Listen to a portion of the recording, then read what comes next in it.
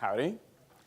Okay, so first of all, I want to ask you a quick show of hands. How many of you would be willing to donate, say, $10, $20 to save the Brazos River? All right, now keep them up because the staff is going to pass by each of you collecting your donations right now. Okay, wait, what happened?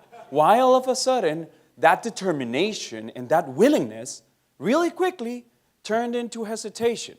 Why were you so willing to give $10 to $20, but then when things got real, not anymore?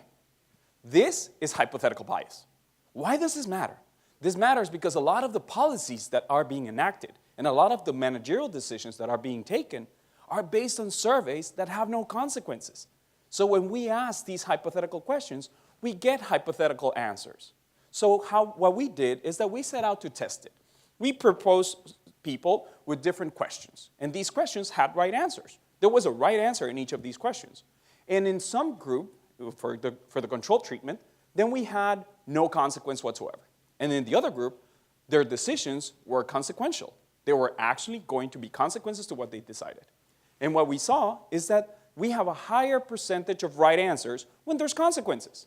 More importantly, we used eye tracking technology. And with eye tracking, we were measuring pupil dilation.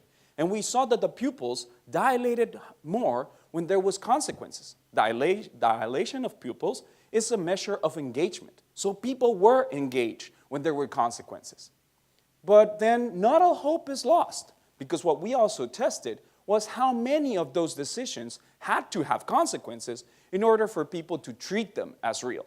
And what we found is that it doesn't matter in our treatments how many consequences of these that we present, how many questions of these that we presented had consequences, people would treat them as real as long as they perceive them to be real. So this is what we've been doing right now, and this is how we want to inform policy. And this is how we believe that there's light at the end of the tunnel, and it's not a train incoming. So thank you.